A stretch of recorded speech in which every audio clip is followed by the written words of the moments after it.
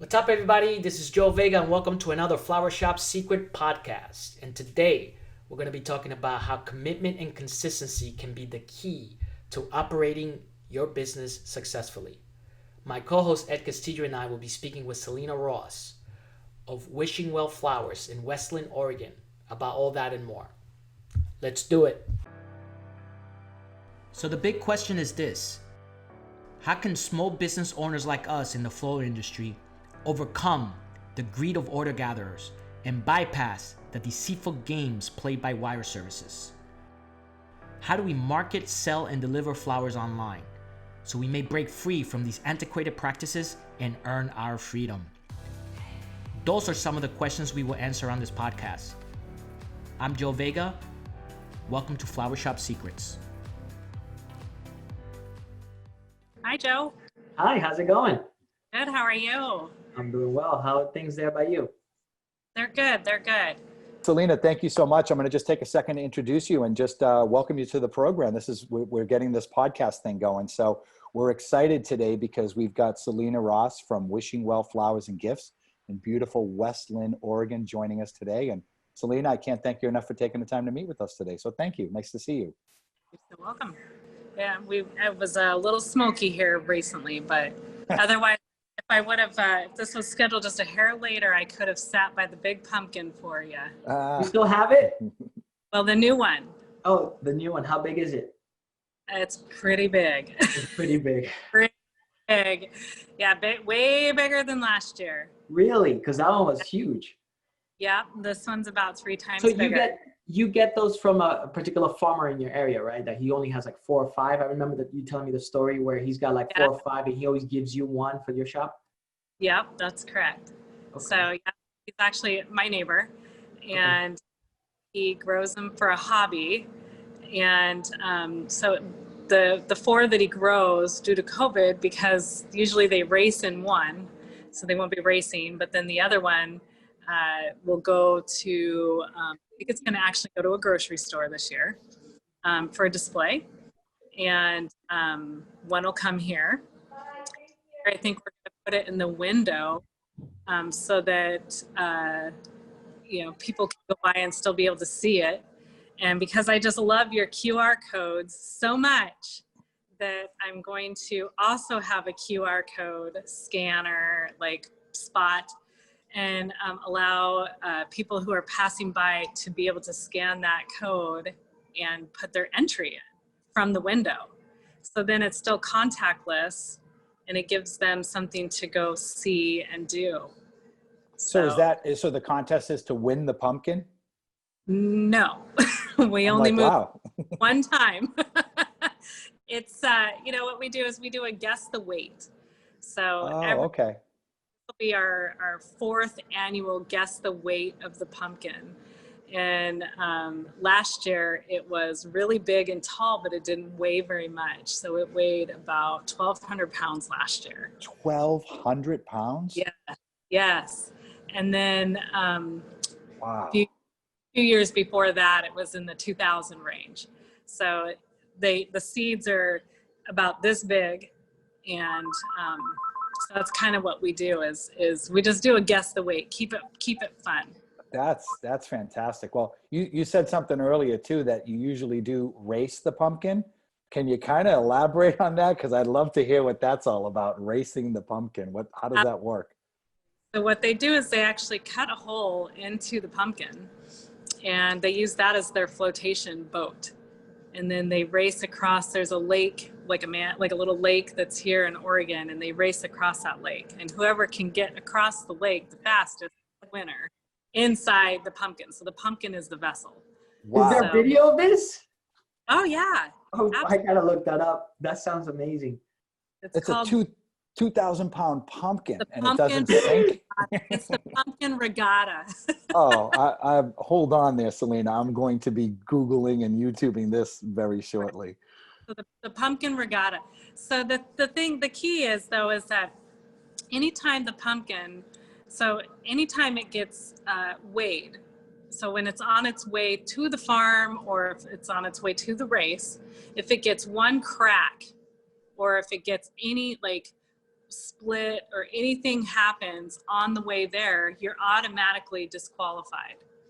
So it's like moving a raw egg in a trailer to get it to the race, to get it to weigh in, than to be able to race it. And the same thing when it goes to the farm. If it gets a nick or a hole or a crack or anything, they're automatically disqualified from it. So it's really a big deal, but it's the silliest big deal about a pumpkin. That's fantastic. I mean, so if I'm looking at some pictures about it right now. It's amazing. Like actually put like a duck or like a unicorn in front of it, and they pretend the pumpkin is the body. That looks like fun though. So fun, so much fun, and it really does generate a lot of smiles. Like my cheeks will hurt from smiling for an entire month from just people guessing, because I really know what it weighs. But it gives something to look at, a family event. Two, it will draw customers. So originally, when I was approached by my neighbor with this pumpkin, he really did know that October was the hardest month. And I had really told him, like, October is a hard month because it's, other than flower pumpkins, but, really trying to put our heads together of what we could do to be creative and how to be able to increase, the sales for that month and generate, something for customers to come in, or what will draw them into your store. So due to COVID, because it's a little bit different, even though I'm fully open and functioning, I really can't have a lot of people touching this pumpkin because I don't want to encourage more COVIDs, but because you've implemented the QR codes, and I thought, well, why can't I just do that? So that's another way. So as silly as those QR codes might be, I really learned from it. And it was something that, just like before, we're always adapting. And how can we continue to adapt? And that was how I'm going to adapt for October moving forward. That's fantastic. Yeah. How many pumpkins are in that regatta? Just because there's only 4 that are that size, right? 4 or 5. So how many pumpkins are actually in the race? I believe that there might be 15 racers. Okay. So the growers are all around. They're all around. I mean, anybody can grow it and enter it into the regatta. So I could mail you a pumpkin next year, and you could grow your pumpkin and attempt to enter it into the regatta if you wanted to, or even into the pumpkin weight contest. Anybody can do it. So are there like pumpkin steroids? Like, how do you get a pumpkin to become 1,200 pounds? Growth hormone. Yeah, they're just spraying it down with like what's that, like growth thing that you put on plants? Believe it or not, I was actually told when I asked that very question, because I have, but I was also told that milk is a big deal. Wow. Because of calcium. Yeah. So that's one ingredient, but I mean, it's right here in the middle of a urban neighborhood, and it takes up entire front yard and backyard. And so, you really kind of do dedicate quite a bit to that pumpkin. So it's just, every morning it's uncovered and he lets it, absorb the sun and the nutrients. And then at night he covers it back up to insulate it and keep it a little bit warmer. That's wild. And so milk and a lot of love, it sounds like, for pumpkin growing. Yeah. That's fantastic. That's great. Every season could be very different. It just depends on the weather. Yeah. And it depends on the soil and the rain and how many bees we have. But so, I mean, there really is a science behind it. Also, too, normally what we would do if the kids were in school, they get to they do a walking tour here in West Linn. And they will walk in and they will talk about goods and services. And the pumpkin is always the feature.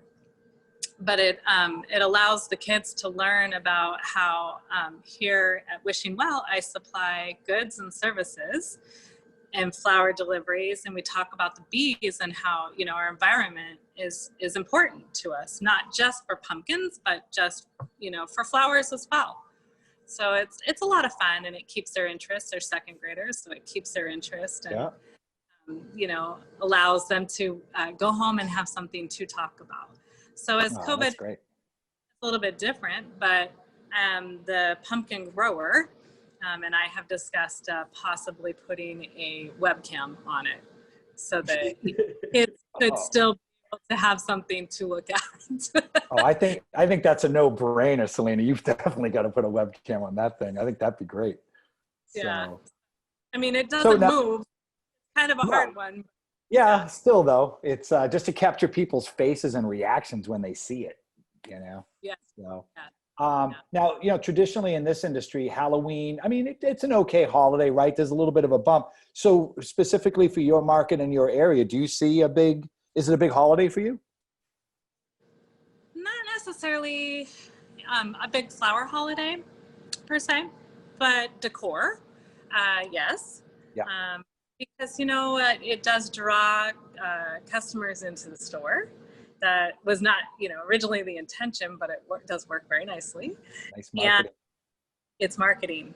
And so it's, you know, they see the decor, of course, and they do want to support locally. And they are in here looking at a pumpkin, but also too, it draws them into the shop. Yeah, you know? and that's great. It might be impulse buy, but it does draw them in. So I will say that, you know, typically my sales in October are more decor versus floral.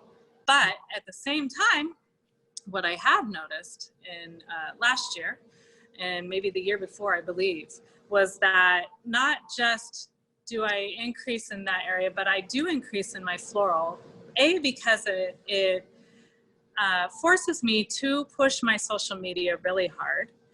And I'm not one who wants to be on the camera or, you know, I mean, like we all kind of have these different feelings, but it really does encourage me to find other ways to push that social media. And it also draws orders to the shop because customers see that and they remember, oh, that big pumpkin, or, oh, I'll remember that, you know, come that next Christmas or whatever it was, because they saw the social media. Yep. They watch for it. But also too, as you want to increase your social media presence, and you know, when I took over Wishing Well, there was not a huge social media presence, but that really was one way for me to be able to create a following with really not having to think about how to create that, because I was new. I didn't know what I was doing other than I needed. So it did work very nicely. And I'm kind of nestled in between a lot of different suburbs. So it draws a lot from those different suburbs. So that's great. Besides the flowers, obviously you sell beautiful flowers in there. What sort of other items do you actually have in the store? What sort of decor? We have a lot of wreaths, floral, permanent botanicals, wreaths, a lot of plants. Okay. We've got candles and bundt cakes. Yeah, pretty well-rounded shop, a lot of different things, plants and everything else. So, you know, that's funny. It leads me into the next question, because obviously, like you mentioned earlier, that when you took the shop over. So can you maybe tell us a little bit about how you got into the floral industry and what your journey's been like? What is it that prompted you to buy this beautiful store and take it to where it is today? Sure. So, gosh, when I think back, man, my great-grandmother was a florist. So I've been around this industry for a long time. And knowing that, you know, that was kind of was always around. And I grew up with a grandmother who had a lot of plants, and she really was really into gardening. And at the time who my husband is now, I kept asking him to build me planter boxes. And he said, you should go to flower school. And I said, have flower school. And he said, how do you know? And I said, I don't know. And he said, well, look in the phone book. The phone book. Not Google. I remember those. So I did, and I did go through the Floral Design Institute here in Portland, and fell in love with the industry and have been in the industry for over 30 years. Wow. I finally decided after I did have a studio out of my home for 17 years where I only did weddings. I had a beautiful business partner, and it was time for her to retire. And I did take a break. I took a hiatus from flowers for just a little while and decided I was going to go back into a shop and work in a shop. And I did a year there and decided I wanted to go out on my own and bought Wishing Well Flowers. So it was a beautiful opportunity that I couldn't pass up. And Wishing Well Flowers was an extremely established shop. It's been here in West Linn for 32 plus years. It started out as an outdoor garden center, and over the years it's changed and brought in the indoor plants and the fresh flowers, but primarily has always been plants and flowers. They were known for their flocked Christmas trees. Oh, that's great. Yeah. So it's very established here in West Linn, and a lot of people do know that it is here. But just as we adapt and move and social media, it's always constantly growing. And that's the part that I absolutely love, is that, a lot of times you can ask other customers if they know about Wishing Well, and they will absolutely say, oh, I remember. So it is very neat to have that, but also it has stayed current with the times. And that was, I think, the really important part, as we transition and change. All the previous owners, so it's always been family owned. The previous owner still lives here. The original owners are still here in West Linn as well. Oh, wow. Okay. Yeah, super neat. So what is one of the first things you do when you, after a long day at the shop? How do you unwind? I go home and garden. More flowers. No rest for the weary. I know. First thing before I even go in the house, I start watering all my plants, believe it or not. Wow. And I know. That's passion right there. Serious passion. And, this last year, I actually have been trying to attempt to grow a gardenia plant. And I have a beautiful customer as well, and she also has a gardenia plant. And so I've been kind of coaching her at the same time as we're trying to grow our gardenia plants together. And she keeps asking me, why are we growing tropical plants in Oregon? And I keep saying, because what else do we have to do? So, it's been interesting to try to grow something that is a beautiful flower that smells amazing, is novelty.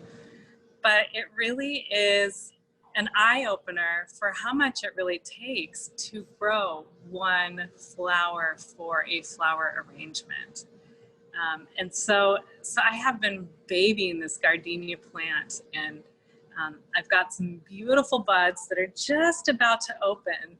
And so every day I get out and I walk over and I look at it, see if it's there. Now, do you keep it inside or outside, or is it a mix, or? It's outside. It's outside because the weather's going to start turning pretty soon down over there, right? And so I'm not sure what the next step will be, but I just want it to bloom one Just time. give me one bud. One bloom. Instagram says, please, just one bloom. Oh, that's fantastic. Yeah. Well, Yeah. Question you'd mentioned earlier. So your great grandmother was a florist, which obviously it's in your blood. And then you'd said that you would, when you were working from home, you basically had like was it weddings and events, or just weddings, or? Weddings and events, yeah. Weddings and events. So, my guess is that you're still doing wedding and events from the shop, but with COVID, obviously that's been a challenge. So how have you seen it impact your business, and what, from your perspective, is the future for something like that, wedding and events? And, how are your customers managing everything that's going on? Right, sure, that's a great question. So what I will say is that as far as events go, and I actually really thought this was really a neat one, was I did do a service last week. And with COVID, she had a venue, but it was an outdoor venue.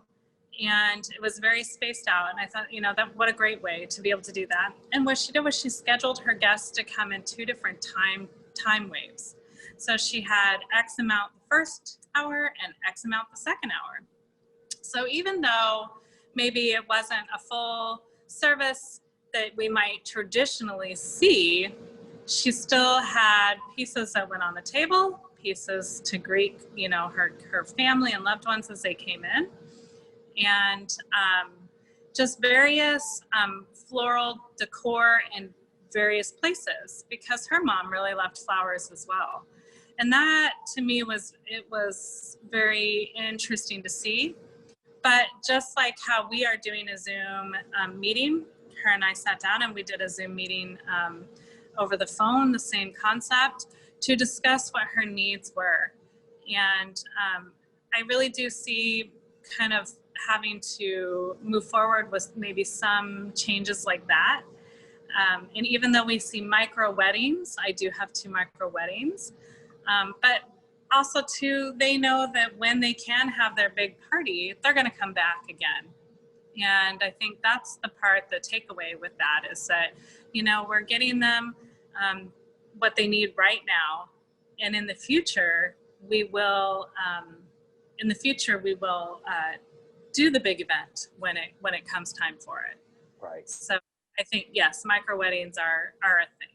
So so can maybe you break that down a little bit? Like, what exactly is a micro wedding? I've heard the term, and I know that it probably varies from florist to florist and area to area, but what is a micro wedding? How does that work? A micro wedding is just, hand-picked invitation, your loved ones only, and your closest ones. Maybe it could be 2 witnesses. It could be your parents on both sides. But just a very small wedding would be, what you're kind of going to see right now. Yeah. So, and it might just be at a courthouse. It might be by your favorite tree in a park. It might be in a pavilion, but it's just not the full traditional setting of a wedding that you would see at a big venue with a lot of people. When COVID first hit, I did have a bride who had a big wedding, and she was looking very forward to it. And she ended up still doing her back patio wedding with just, handful of hand-picked invitation of her loved ones. Yeah. So that to me is my definition of a micro wedding. Maybe a wedding in front of the pumpkin. We might have to look at that. Yes. Here. Oh, I don't know what happened. Hold on. Oh, that's okay. Got a quick phone call there. Yeah, not a problem. Yeah. So, because of the pandemic, have you had any issues with the supply chain? Any issues getting particular stems whatsoever, or no? I'm trying to think. Have I not? I haven't really had any issues because I do support my local flower farmers here. And this is kind of their prime season here in our state as far as that goes. So I really haven't had too many issues. I would say that, EC Flowers down in Ecuador, they really have done a beautiful job at tracking and helping me, make sure that we rolled through Mother's Day really smoothly. I'm trying to think of, what else, but primarily a lot of it, right now, especially this time of year, does come from my local farmers. So that's a pretty big deal here in Oregon is, the growing season. And when it's really good, it is really good. And, it might be different if I was in, say, I don't know, I'm trying to think like Alaska or somebody where, somewhere where it has to be brought in. Yeah. But I would say, for right now, I've been okay. Oh, that's good. Yeah. Yes. Very fortunate. Also too, I know that, what I will say is that, being able to pair up with some of the other shops, that really kind of does help cut down on some of that demand, because that you're not having to, push 600 stems of one thing. I can divide that floral and send it out to the other shop and share it. That's great. So that you guys actually do that. You're sharing the cost on these bigger orders so that you can split them up a little bit. Absolutely. Yes. No, that's So fantastic. it is really nice. And, I think, I'm very fortunate in that sort of sense that, I've got a couple shops they're close enough that you, even though, yes, you are in competition, but at the same time, their demographic might be totally different, but they were able to take 250 irises and I took 250 irises. So the bulk cost, here locally versus, having to bring everything in. But I would say in the beginning, having Florist Choice on our site was probably the best thing ever, because you just really don't know what may or may not happen. Yeah. But so far I've been okay. And I do think that, from what I've talked to, as far as the supply chain goes, I think it'll, yes, there are going to be farms that did kind of fall off and they're not going to be able to sustain. They just aren't. But the ones that are sustaining were the ones that really were not having problems before. And they might not have been new, or they kind of had theirs fine-tuned. So they really knew what was going on. Yeah.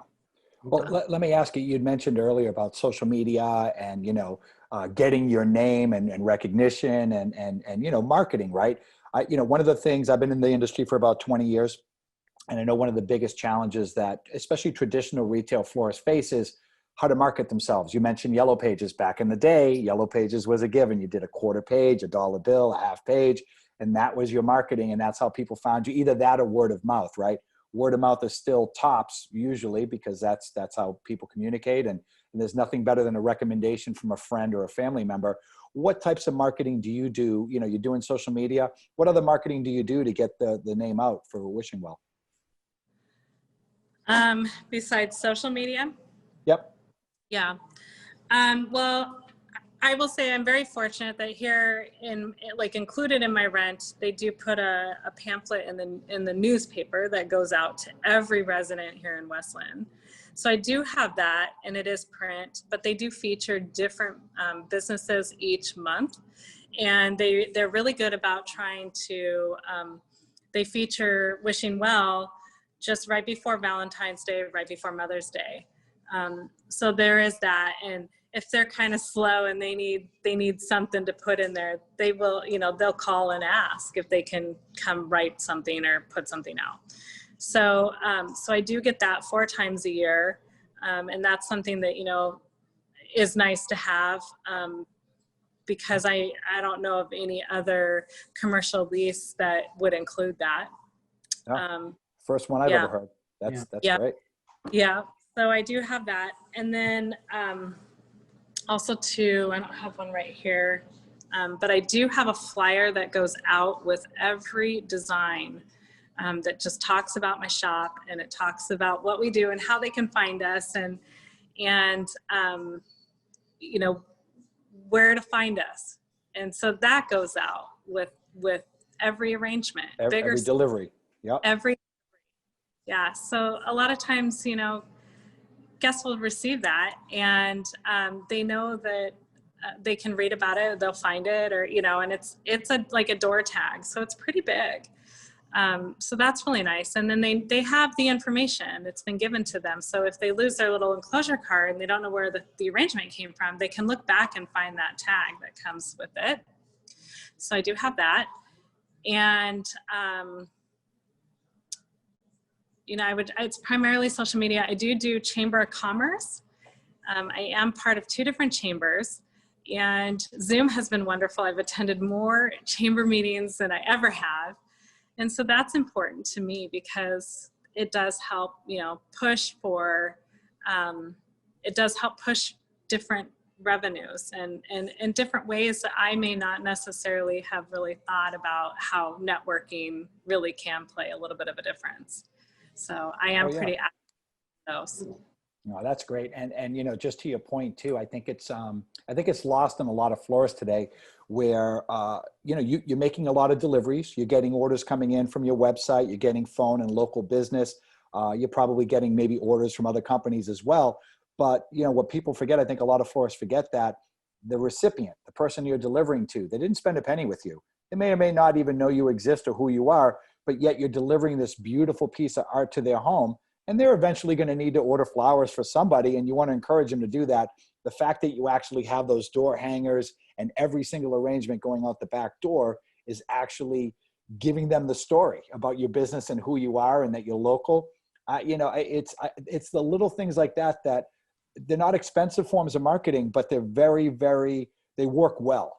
They work really, really well. So I'm glad to hear that you're doing that, because it's something that I always would recommend in the shops. We're like, well, what can I do to grow my business? I'm like, well, how many deliveries do you do a day, a week, a month? Well, I do 50. You know, there's 200 people in your own community that may not even know who you are. And here's an opportunity to touch them. A coupon, a magnet. Who doesn't get a magnet and throw it on their fridge that's got your name and number on it? And guess what they see every time they go to get milk or something out of the fridge? It's right in front of them. So kudos to you for doing that. I think that's fantastic. Yeah, it is. It really is. And it's a great way. And it's just like you said, it's very low cost.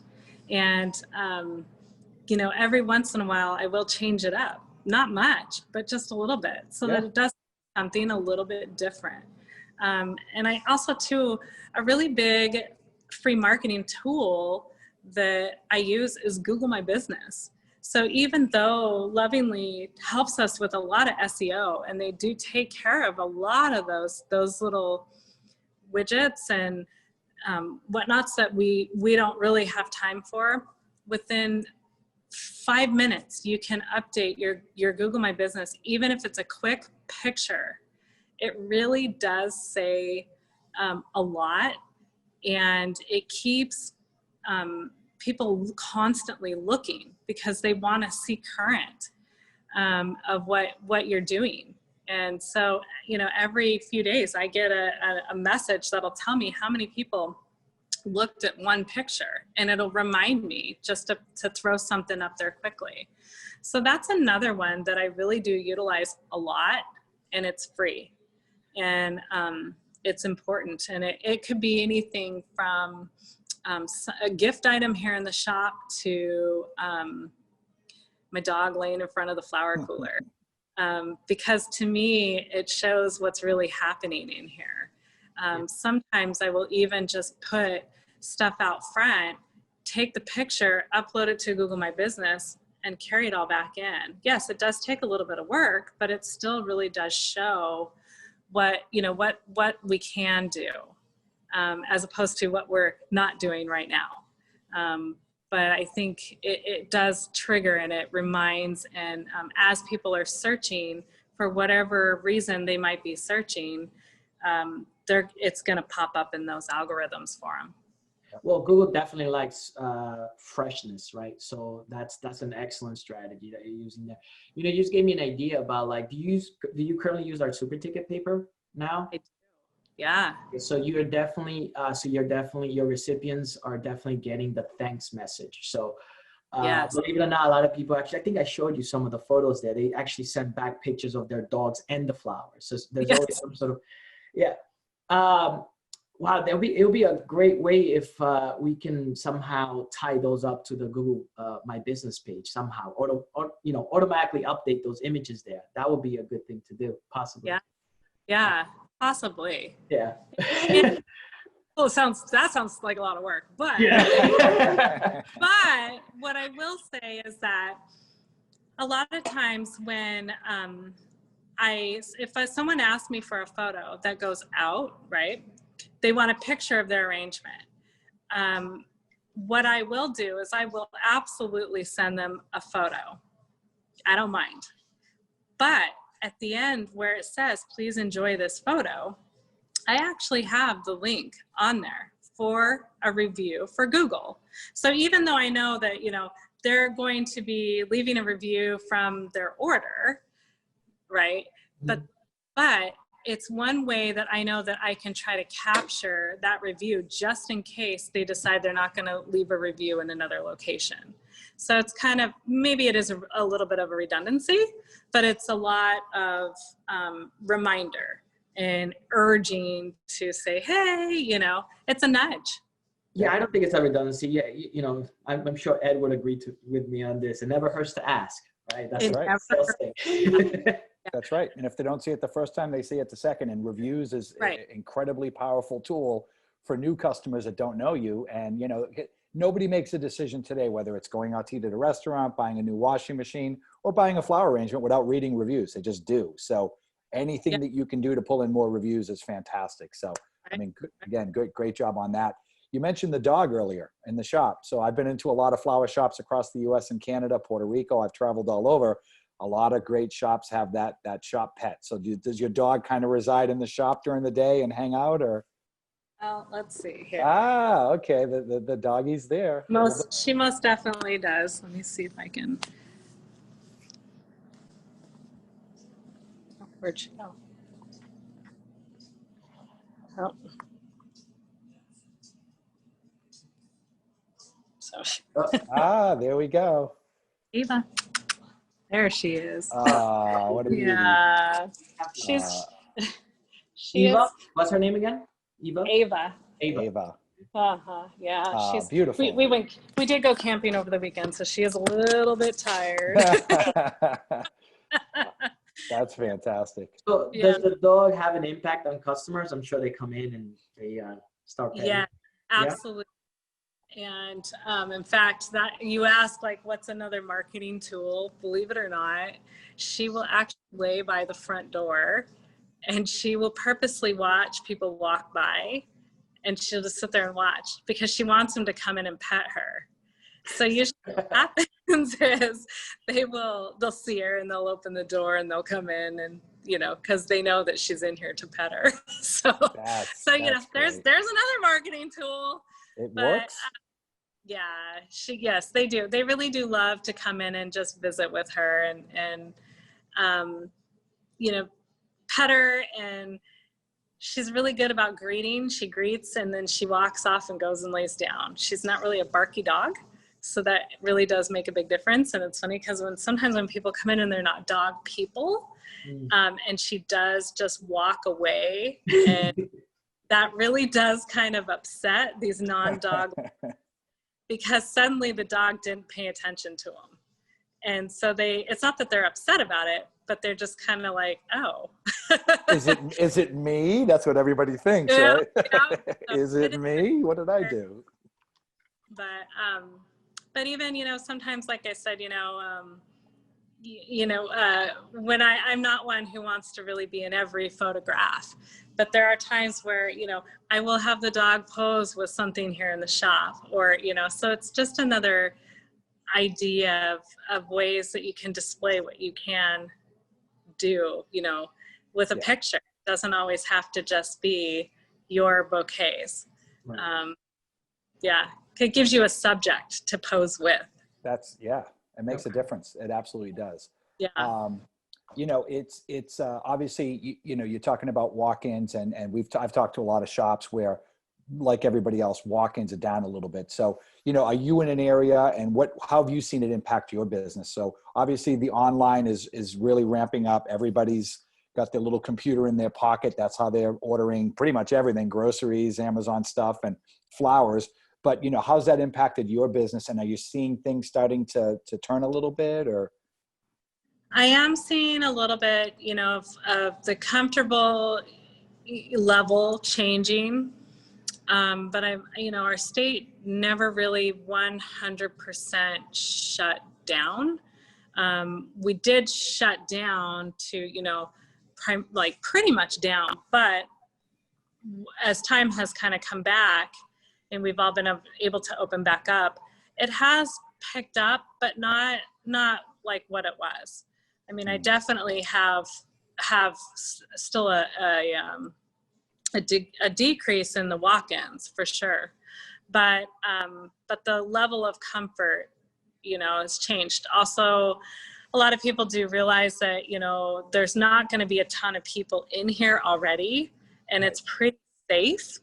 But you know, we still definitely will take every precaution that we can. Sure. Because it's important, and you know, I think it's, you know, we don't want to go back in time. it was kind of hard in the beginning because I'm in a different county than the major city that's here. Whereas my county opened up first before that county, but then they went back and said, okay, you're all lumped together and you're all starting in the same phase. So that was a little bit different and a little bit harder to be back in that space when I was in a totally different county. But we just ask, we ask our customers just to try to keep their touch to a minimum if they can. And don't be afraid to ask for help. That's what we're here for. Yeah. Okay. That's awesome. So how about, just to switch things up a little bit, I have a couple of fun questions to ask you, okay? Sure. One is, do you listen to any music in your shop? If so, what genre? What genre? Oh my gosh. We listen to a lot of 90s genre in here, and we listen to a lot of Madonna. Okay. And, yeah, we listen to a lot of everything. So you could hear anything from blues to pop. Yes, Wishing Well has always kind of been called the rock and roll flower shop. Ah, that's great. That's yeah. good. Yeah, we listen to everything. You could hear the Beatles, and 5 minutes later, you could hear the Rolling Stones. You will hear all kinds of music in here. Okay. And it's important to us. That's a number one importance. Yeah. Okay. Here's another one. Have you ever had to write an inappropriate card message, and how did you handle that situation? I did, and I laughed so hard. And I mean, like, royally screwed it up. And I laughed so hard when I screwed it up that I had to call the girl and I had to tell her that I screwed it up. And she laughed even harder and said I made it even better. So it worked out. But yes, you will never know what you're going to get. All right. Well, last one for these fun questions. What's the craziest or most memorable reason someone has wanted to buy flowers from your shop? Oh, man. The craziest? Almost memorable. Memorable? Yeah. Something out of the ordinary. Well, that's a tough one. That is a tough one.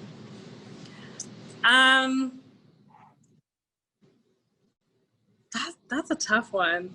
Well, people, I know guys are always trying to get out of the doghouse. I can't speak for myself, but right. I'm pretty sure I had to involve the guy somehow. Well, I would say the most memorable one that I had recently was when somebody walked in and she had a bottle of whiskey with her. Ooh. That could go a lot of different ways. Yeah, and it could go a lot of different ways. And it was really just to cheer somebody up. And she really was wanting just a little flower arrangement to go with it. And I basically looked at her and I said, how about if we make both? Let's make this like an all-in-one package. And let's design around your bottle of whiskey. And she said, oh, okay. But she kept saying to me, I don't have enough money. I don't have enough money. And I kept saying, it's okay. It's okay. And it really wasn't, to me, that wasn't necessarily, yes, it was amazing. It was a different design. But at the moment, it wasn't anything that was just like so over the top that it took me hours to create. But it was creating something at the same time and having fun with it. And having fun, right. Yeah. Having fun. And that's not something, yes, you can say every day you're going to do. No. But rather than just saying, here's a little vessel, we created a design based around that little piece, that bottle of whiskey. So that was something that, I would say was probably the most memorable that I had recently. That's a great one. Well, it's so you've got a long family history in the floral industry, right? You got your great grandmother that was in the business. You got into it early. You learned, by working in shops, right? Before you actually ventured out on your own and bought Wishing Well. what advice would you give somebody today? And I mean, obviously it's a different climate with COVID and everything else, and retail businesses in general are kind of struggling to keep the doors open. The floral industry is kind of unique because we have that same day delivery. It's an emotional product. People still, even though they can't get together physically, they still want to be able to connect on that emotional level. What advice would you give somebody that's maybe looking to get into the industry, and, you know, from a business standpoint or from a design standpoint, just in general, like good basic tips that, hey, I want to open a flower shop next week. What, you've been doing this for a while. Selena, what do you recommend I do first? Yeah. I would just say, you know, even though the longstanding history and you know, what I really learned the most was from, you know, my parents, and they, not necessarily the flower shop. My great grandmother actually sold her shop. I was still pretty little, but my parents were also self-employed. And so I really take a lot of, I will say, not that I don't want to give her the credit, but I'm really going to go back to my parents, because being self-employed, and they really did have their ups and their downs of owning their own business. But just always researching, and know that, you know, when you're going to go into this industry, yes, it is fun, and we do get to create, and we get to have fun things like bottles of whiskey that come in, and, you know, and we design around it. But just know that you're going to be in this, not always just to play. And, you know, this is the hardest you're going to work ever. Not just physically, but mentally, and emotionally, because you are, you're in this for a lot of loved ones when they can't be there, or when you're kind of this gap for a pivotal moment that they're wanting to celebrate. So it could be for an anniversary or a birthday or a graduation that suddenly they can't make it to. And they're really looking to you to really make sure that you follow through and get this one piece that really is going to connect that family. And so that's something that I would say, you know, is do your homework, really research it. Also know that what you put in is what you're going to get back. And that's the part that, you know, your heart and soul is going to go into this, but what you give is what will come back to you. I think that's another one. And commitment and consistency. Those are the two key factors that I can say you have to have, is commitment and consistency. And especially as a retail store, you can't just be closed because you just want to go down the road and there's construction and it's slow. like it's slow today. I'm just going to shut down today. It's a little slow. Let me close. No, you can't. You got to stay consistent. Yeah. And but be committed, and committed for the long haul, and to really hold on. And that I will say that, you know, really is the key. And you know, where I'm at in West Linn, 26 years, the previous owner, she owned Wishing Well for. And I knew when I came in that commitment was a long-term commitment that I am giving my heart to, because these two families had committed to grow this business, and I'm committing to also continue growing it. And yeah, we can't predict a pandemic, but I also knew that I gave this commitment and it wasn't going to happen on my watch. And so that's where, you know, you really have to really be established and ready emotionally, and be mentally ready to ride that ride. And what I will say is that, you know, I don't know if it was the same interview, but Joe asked me about a year ago if I would give this interview, and I actually said no, because I want to make sure that I'm ready. And then I told him, I said, when I'm ready to give this interview, I'm going to stand behind this with pure, all right, I got it, you know, and also too, with a solid feeling of that lovingly really was solid, and that I knew that company was not going to fail me. And that was something that was super important, you know, to me, to be able to have that before I just said, okay, you know, because I want to see the money. I want to see the proof first, you know? And so I think, as crazy as it is, it's really true. And you can really be committed to something only to find out that it's going to fail you, or that it might let you down. And not everything's going to happen, but I really needed a solid foundation.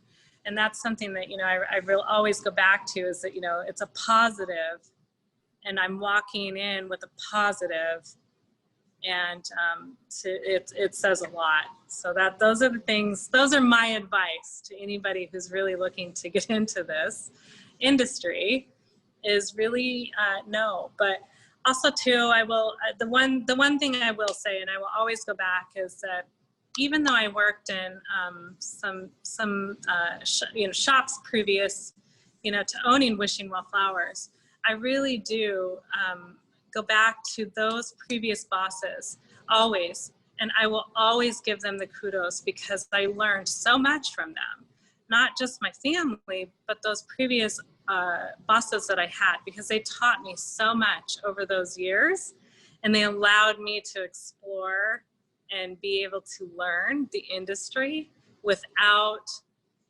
jumping in and not knowing what I was doing. And I didn't work in a ton of shops, but the ones that I did were very, very, very worth it. So don't ever be afraid to go into a shop, work, and make sure that's really what you want to do, then make that commitment.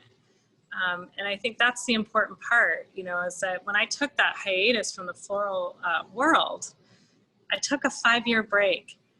And that boss, actually, when I took that break, was a whole different aspect of retail. But she actually pushed me to get connected with something that was here locally called the Flower Fanatics. And a few weeks ago, I was able to go have an interview with the Flower Fanatics and do a segment with them. But so I always kind of look back at those experiences of what they were able to help, how they were able to help me grow. So whether it be retail or floral.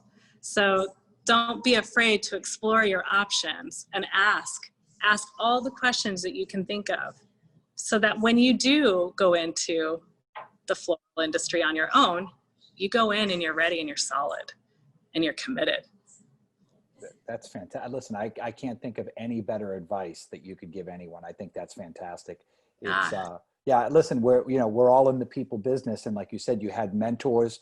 There was a legacy from the previous owners that had been handed down to you, and you respected that and you ran with that. And then you wanted to build on top of that. So I think that's fantastic advice. And everybody has an opportunity to learn from everyone they come into contact with, whether they think they do or not. There's always learning opportunities there. So I think that's fantastic. And I think that's great advice. Well, I know we're coming up to the 5 o'clock hour. We're kind of a little bit past that now. So, Selena Ross, Wishing Well Flowers and Gifts, I can't thank you enough for your time today. Is there any parting thoughts that maybe you want to leave us with, and everyone that's listening and watching? Let's see. I would say if you were out on Instagram, it's actually West Linn Flowers. Okay. So that's one. And on Facebook, it's Wishing Well Flowers. And the website is westlinnflowers.com. So that's there's kind of a little bit of, I don't know what happened in there, but it's just what everybody knew. And that was the way it's been for a long time. So, just to kind of let others know. I would say also too, don't ever hesitate to reach out to any other Loving Leaf florist, and or any florist in general. And those also make your best mentors. And grab their cell phone numbers, send them a quick text message or whatever it takes, but always know that they're there for you. Great advice. Great advice. Any final thoughts, Joe? It's good seeing you again. I mean, we started the conversation talking about the pumpkin, and I'm pretty sure we're going to end it talking about the pumpkin. I'll send you a picture. It was amazing. When I was there, that pumpkin just commands respect. I mean, it's so big, and so you just have to I could see why it's an attraction for sure. I just never imagined someone would literally make a boat out of it. That's something new. Isn't that? But Just. but other than that, thank you so much for joining us. It's been a pleasure, and we hope to do it again. Yes, absolutely. I hope you guys are staying healthy there and where you're at. And Ed, where are you at? I don't know where you are. I'm in, right now I'm in beautiful South Florida. So yeah, so far so good. Yeah. And typically I travel quite a bit with sales, not so much recently, of course, but so I spend a little bit of time up in the office in New York as well. But yeah. And I know Shelly, Shelly is one of the first folks that turned you on to Lovingly, right? Yes. Yeah, yes. and Shelly and I have a 20-year relationship. We've known each other for many years. I hired her and brought her over to Lovingly years ago, and she couldn't do a better job for us. So, bringing on florists like you and some of the other folks out on the West Coast, she's done a great job, and I'm so glad that you're part of the Lovingly family. So thank you so much, Selena.